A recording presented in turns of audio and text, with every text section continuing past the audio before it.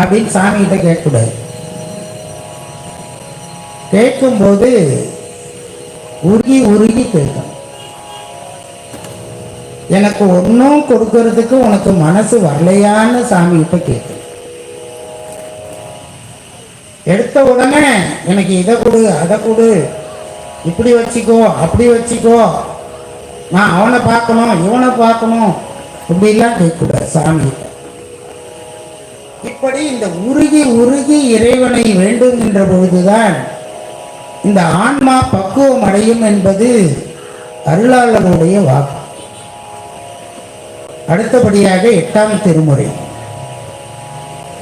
மாணிக்க வாசக பெருமான் உருகி உருகி பாடுகிறார்.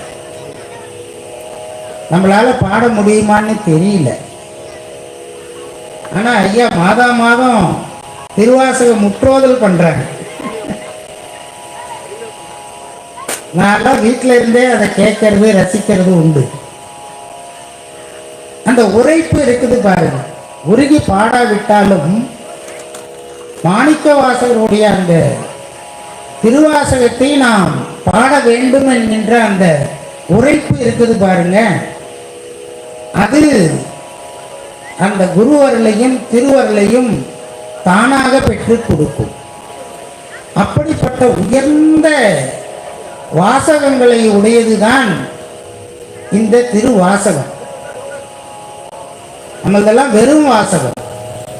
மாணிக்க வாசகர் அருளியது திருவாசகம். எப்படி அருளாளர்கள்லாம் பேர் வச்சிருக்காங்க பாருங்க. நம்மெல்லாம் பேசுறோமே, அதுக்கு திருவாசகம்னு வச்சாங்களா? சினிமாவில் டைலாக் எழுதுறாங்க, வசனம் எழுதுறாங்க, வெறும் வசனம். ஆனா மாணிக்க வாசகர் நமக்கு கொடுத்தது திருவாசகம். அந்த வாசகத்திலிருந்து ஒரு 8 வரி பாடல், அதுக்கு திருவாசகம்னு பேர். சாமி சொல்றாரு, நிறைய இடங்கள்ல சொல்லுவாரு. ஒரு பாடல், அற்புதமான பாடல். மாணிக்க வாசகர் சாமி கிட்ட நேரடியா பேசுற. பேசும்போது சொல்றாரு, சாமி எனக்கு அன்பே கிடையாது. மாணிக்க வாசகர் சொல்றாரு. நம்ம சொல்லுவோமா? மாணிக்க வாசகர் சொல்றாரு, எனக்கு அன்பே கிடையாது. இந்த அன்பு இல்லை அப்படின்றது யாருக்கு தெரியும்னா, உனக்கும் எனக்கும் மட்டும்தான் தெரியும், வேற யாருக்கும் தெரியாது.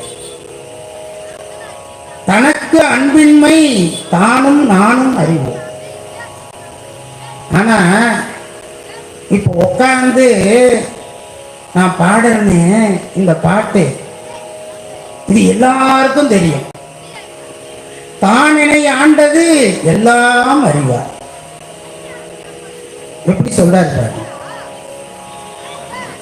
இப்படி உருகி உருகி இந்த திருவாசகத்தை மாணிக்க வாசகர் பெருமான் பாடி பாடி கொடுத்திருக்கிறார்.